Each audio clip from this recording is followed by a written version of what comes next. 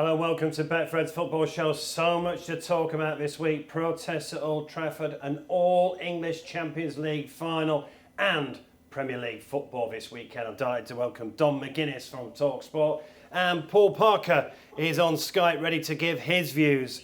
Let's start on the protests at Old Trafford. Dom, you normally would have been there, but you were in the boxing bubble. You'd just come out of it. First of all, how do you view Sunday's events?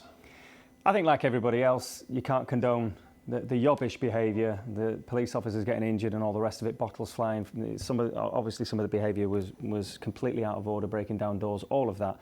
And I think that's been said over and over again. In terms of the protests, as even Ole Gunnar Solskjaer has said, the right to protest is there, and the fans made their point. They're unhappy, clearly, obviously, as they always have been. There's always been an undercurrent of dislike for the Glazers. The tipping point, obviously, a trigger that has been for many things with the Super League idea, but it hasn't gone away since 2005. There's just been various incidents, various protests going back to 2005 when the Glazers first came in. There were great massed protests then, died down, came back 5 years later, obviously, with the Green and Gold campaign. The ground was still full. Maybe that's one reason that the Glazers held their nerve then. What's to suggest 11 years on anything's going to change? Who knows? Will the momentum with the protests continue? That's the key point. What happens now with the remaining fixtures and everything else. And I think there will be more protests. It's how they come about and how they look. Parks, how do you see it? Very much in a similar way to what Don was talking about. I see it now where they've set themselves in a position now where the only way for them to go is to go forward, and going forward means disruption in a way. I think that's the only way they're looking at doing things, and they've done that in the weekend, and I believe that would be like the level they'll be at now. Asking people not to buy anything from the shop or anything online. That's gone now. That's just like virtually putting a T-shirt on to demonstrate something for an hour.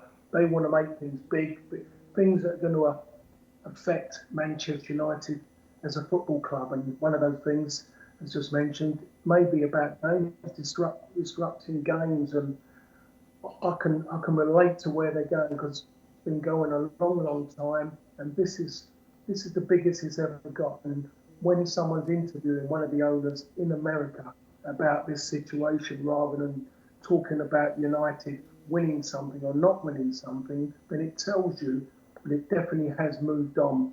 Even more so when the owner, maybe one of them, doesn't want to talk to the cameras.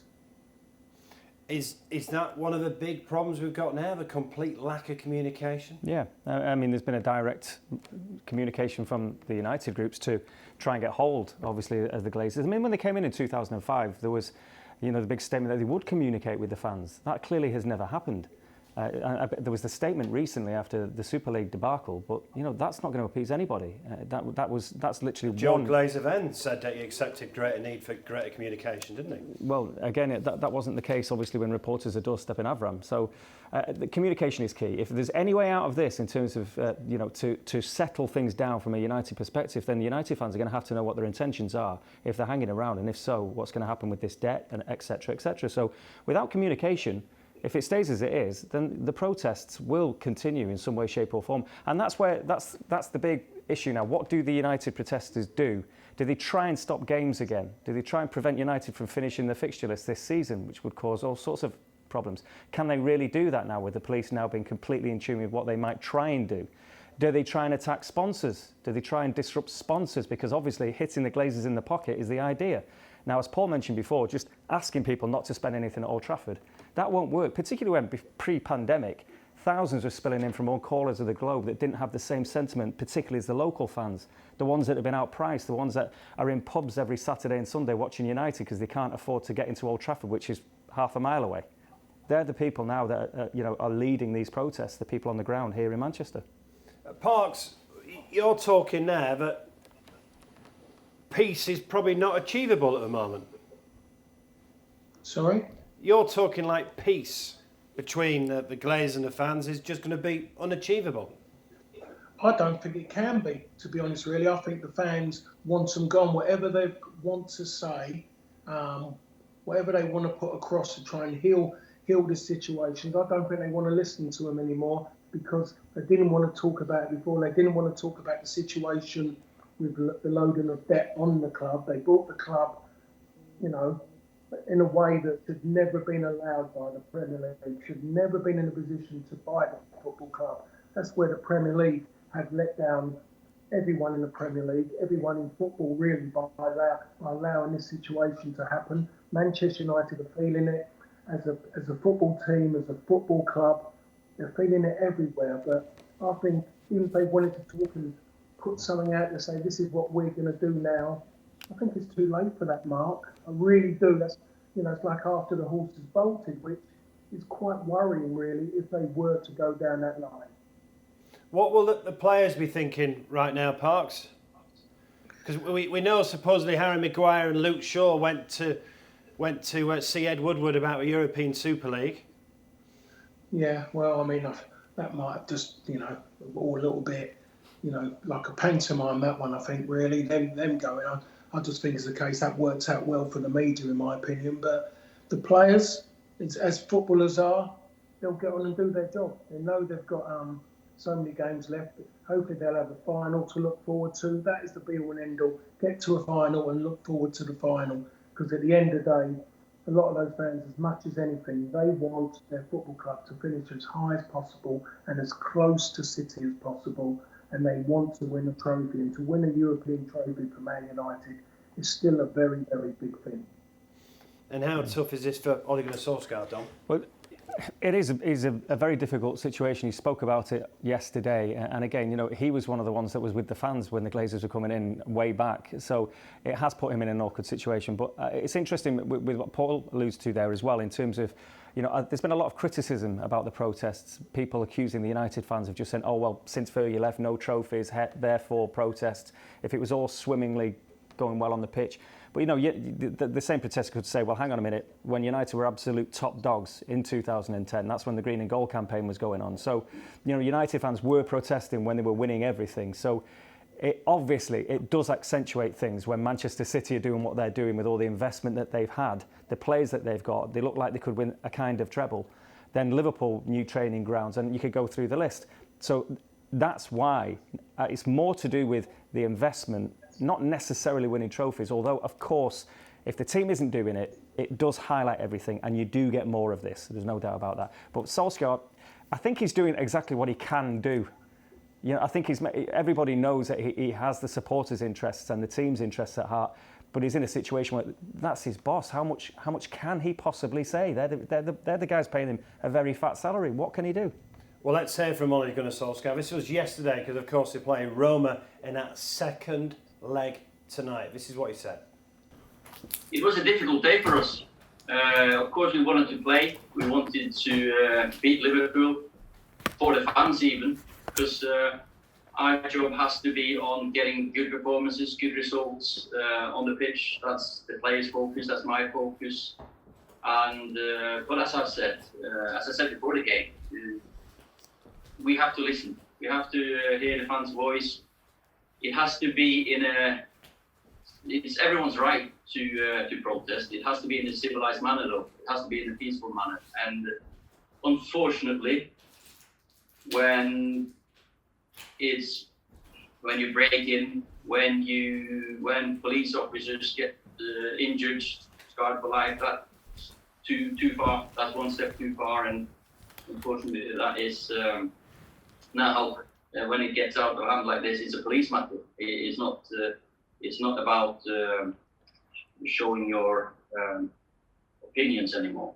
It's my job. My focus has to be on the results, but you don't really need to be a rocket scientist to see that we have challenges and frictions and things that have to be dealt with the communication.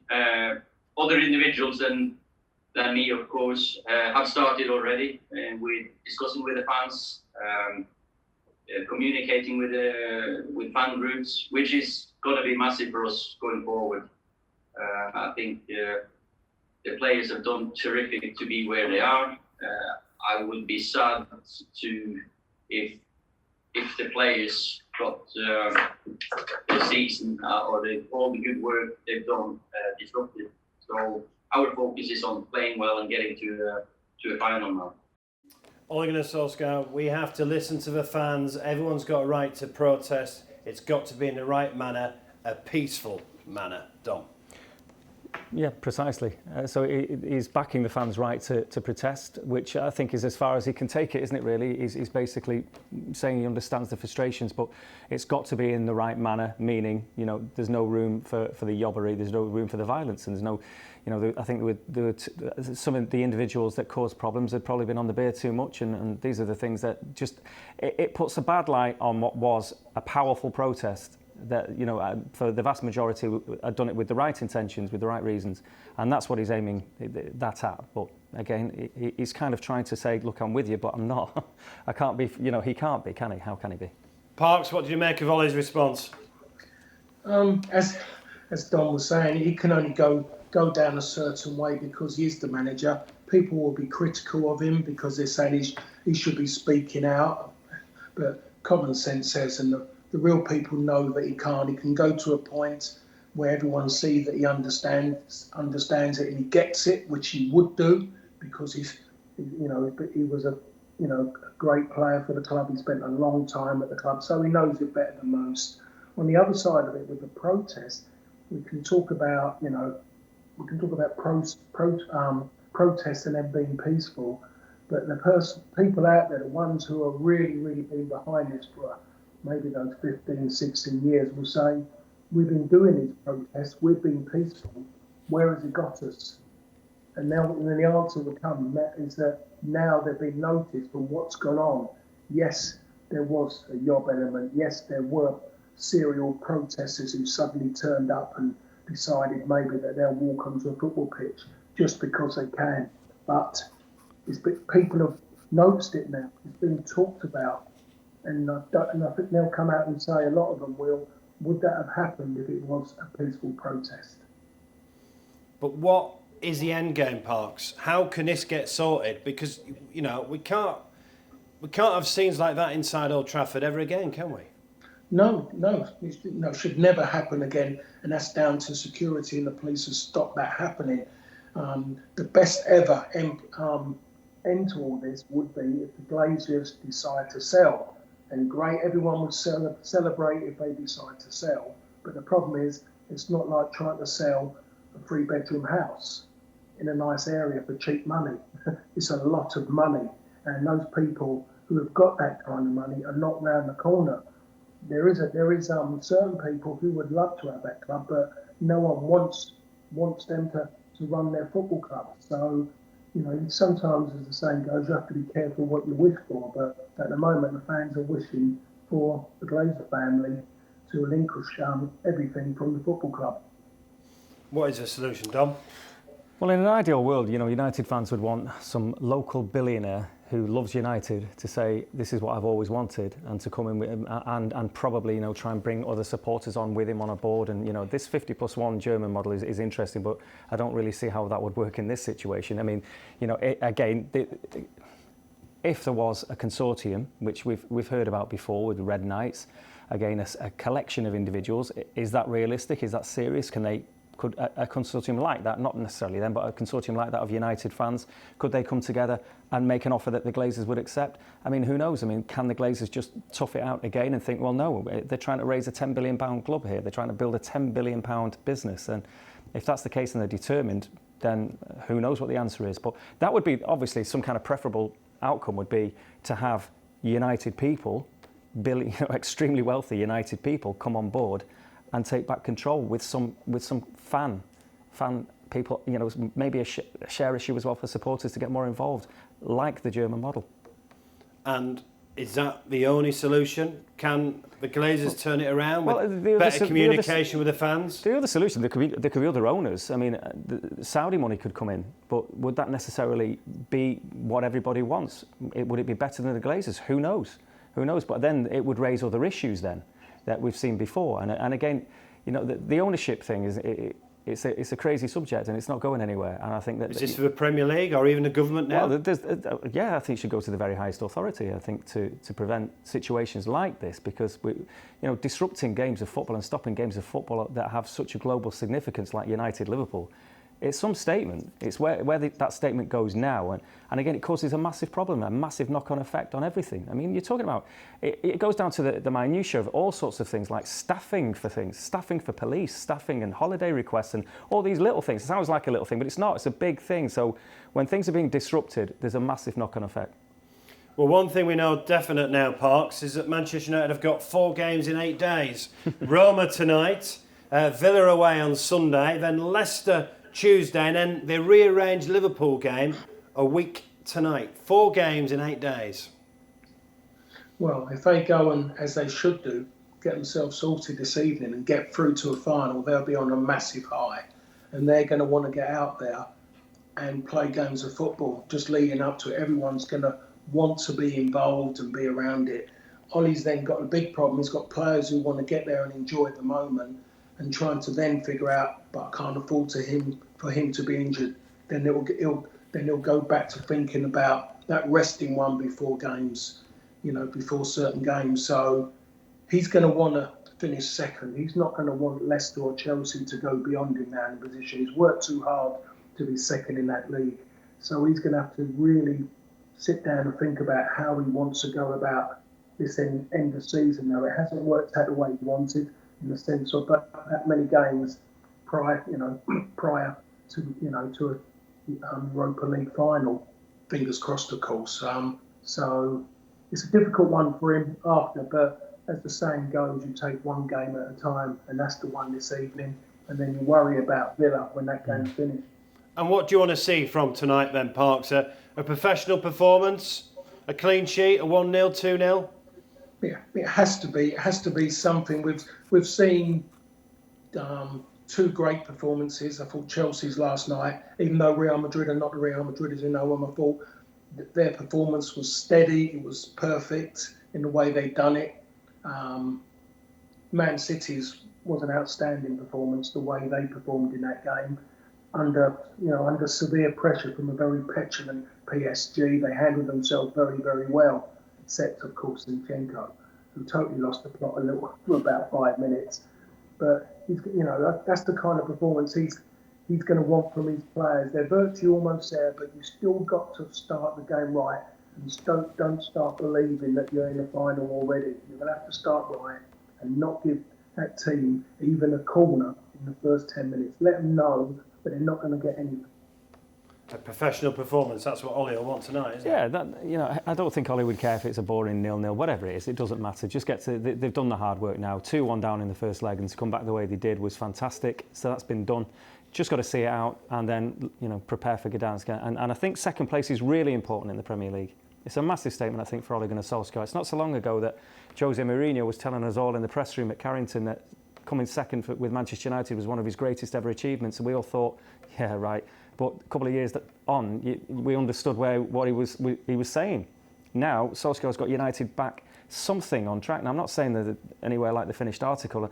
Ollie's still going to have the jury out probably for as long as he's at United. That's the way it's going to be for him, whatever he does. But if he finishes second and wins the Europa League, you cannot say that isn't progress from a few years ago. So he's pretty much then exceeded all expectations. So I think second place is huge. So yeah, he's got to get his team right, get the job done, and get a win at Villa, and then just see it out and solidify a second. And ironically as well, with all this backdrop with the owners, it's a huge summer for Manchester United, isn't it? Because they clearly need to strengthen, don't they? A centre-back and a centre-forward with Cavani, isn't it? This is where this whole protest thing gets really interesting, and the future of the Glazers and what's going to happen, and this whole investment issue, and the fact that Manchester United has been like somebody having a flat on interest only. That's exactly what it's been like in the broadest of terms. So what happens now? How much money? Well, we've seen how strong Manchester City... the figures are astonishing, aren't they? What was it, 704 million in interest payments, 244 million in debt repayments, 125 million in dividends. You made the point before, though. That's not all going to go on players. It never would. No. We know that. Nobody's daft about this. The point is, though, when you do see all the other clubs improving everything from not just their footballing squads, which Manchester United have tried to do all along. They've spent a lot on players. They've spent a lot of money. They might have got some turkeys down the line, but they've tried to do the right thing there. But they haven't invested too much. They've refurbed Old Trafford in bits and pieces, but no major work since 2006, a year after the Glazers arrived, when the quadrants were finished. So no major works. Whereas, look what Spurs have done. people laughed when Spurs were included in the Europa Super League. Look at their stadium. Look at their training ground. Look at Liverpool have got a new training ground and they've built a brand new big stand. They've done the best with Anfield. They're in a similar position with United in that they've got residential issues and everything else. Look at Manchester City, which is the number one example. And that it irks even more for United because they're in the same city. And they've got the number one training ground.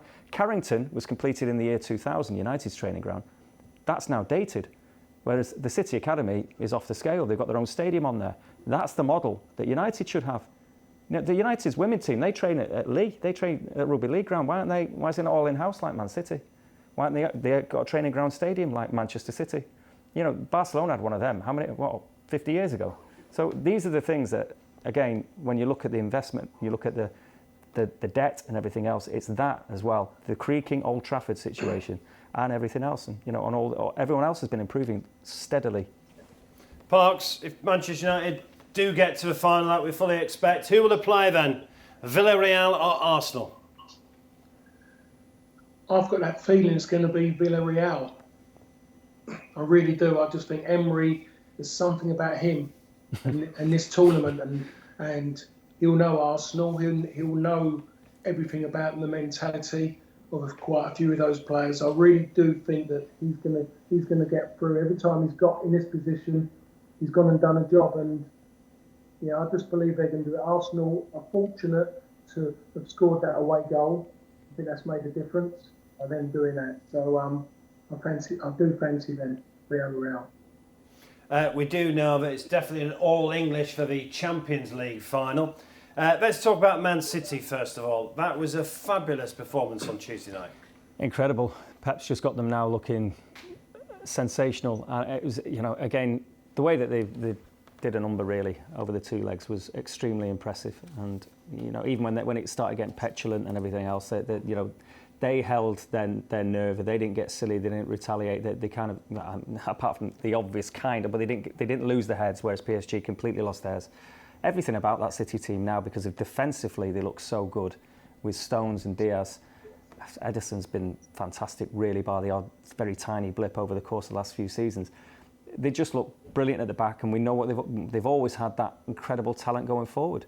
You know, you've got Aguero, who's completely surplus now, which sums up the craziness of the squad. Great player. Well, he's 34 years of age, and it was interesting that, you know, Fernandinho, who question marks over him coming into the side, 36, and again, he's going to hang around. Aguero's 34, now surplus to requirements. I mean, he's still one of the best strikers in the world, surely. And he can't get in now. Then you see the emergence of Phil Foden and the way that he's got a hold of the team now. It is frightening for other teams to look at that. And I've not even mentioned arguably the best player in the league, and that could be this season, Diaz, but Kevin De Bruyne. It's just what they have is frightening. And he's just got it all right. And, you know, the omens would look good for Pep this season, except for the fact that if there's one team that possibly could beat them now, it's Chelsea. Well, beat them in the FA Cup. And, ironically, they play during the Premier League this weekend. They do. And also, they don't give goals away. Do you show your hand this weekend? Well, no, I don't think so. City have won the league. So, you know, this is, you know, no one wants to lose a game, don't get me wrong, and neither of these two will. But I don't think you could read too much into this. I mean, at the moment, Chelsea, what a season they could end up having. They've got Leicester in the FA Cup final. They obviously, as you say, they did a number on Manchester City in the semi. It'll be interesting to see. I mean, but, you know, I wouldn't buy too much into, say, whoever wins 2-1, if someone was. Having said that, you don't see anyone scoring against Chelsea at the moment. So, again, interesting for that. A really nice little warm-up for the main event. Just fascinating. But, of course, City have got the league. So, well, we'll see where we are with the Champions League, but that one. How good is Phil Foden, Parks? I'm going to say he's the best young player there's been for a long, long time. When you look at somebody, and I think we have to say the press have tried their best to make everyone the best young player, have tried their best to sell it. Then they haven't really tried to sell Phil because he doesn't need selling, because everyone sees it. I've never seen a player who looks, an English player, British player, who looks so European in the way he plays, the way he dribbles, the way he controls the ball. He's an incredible talent that City have got, and there's no club that he could go to at this moment in time where he would be as effective as what he is at this moment in time, because he has got some of the most talented players in Europe around him already. So when years ago, a player of that talent, you'll be talking Barca or Real Madrid. Those clubs are nowhere near good enough for him to go to at this moment in time. So they've got themselves a gem. Pep Guardiola, we've all had our say about when he wasn't playing regular, and we questioned Pep why. Pep has answered us. There's a reason why, and you've seen that already by the games he's playing. His consistency level is incredible. This lad has already shown his talent, and keep saying that his country hasn't had a player who's been there, Paul Gascoigne, for a long, long time. No one's been there. They've tried to sell it to us. It hasn't worked. I think this one now, Phil Foden, is going to be that player who will go on and surpass Gaza, because he will be doing it on a consistent basis a lot longer. He is a hell of a player. Let's just touch on Chelsea before we finish. What did you make of that performance last night? Real Madrid clearly not the force they were, but it was job done by Chelsea. It was effective. As Dom said, they don't really concede goals. You know, they get their players out there. I mean, Rudiger's moved on. It seems a better person now. And then then you look at Thiago in there as well, and Christensen. Those three, when they play together in those big games, they've sorted the positional sense. I'm still looking at their left side. I'm still not sure just about Chilwell. I'm not 100% on him, but when you look at the right side, Azpilicueta, I mean, I've questioned him, but everything he plays, he keeps playing, and his consistency level is fantastic with a more youthful Reece James, who could be playing for England in the Euros as a wing back or right back, and he's playing in front of him, and rightly so. His performances suggest that he should be. Mason Mount, I thought, when you looked at him before, you thought he's decent, but you're not sure. He's moved on another level since Tuchel's come in. What he's doing now as a player is absolutely incredible. The best young midfield players will be playing against each other in the Champions League final. And they're both English, which is an absolute bonus at this moment in time. Well, let's hear from the Chelsea boss, Thomas Tuchel, after booking their place in the Champions League final. It was worth it every single day so far. I was part of amazing club from the first day. Like I said, I felt huge support from day one, and I'm very grateful to be at the sideline of this team. What another energetic performance, full of positive attitude, full of hunger. What a spirit show in moments where we needed to suffer in first half, and what a reaction in second half. And to never, the heads were never down. Heads were always up, even after these big chances. We always stayed positive, and we never regret something. So it was fantastic. Job is not done yet. We are in final. We are in 2 finals now, and the sacrifice I personally gave is worth it since day one. We will arrive with self-confidence and with a positive energy in Istanbul, hopefully with everybody, no injured players. And we will arrive in Istanbul to win, not to be one of the participants. We want to arrive because we arrive with a clear focus to win. Second time in 3 years, an all-English Champions League semi-final. Congratulations to Chelsea booking their place. Just very quickly, Dom, in the Premier League, of course, they play each other 5:30 on Saturday. But that's a huge game for Chelsea because West Ham are breathing down their necks. West Ham at home to Everton. Yeah, I was at Burnley on Monday night to watch West Ham. Really impressed with them.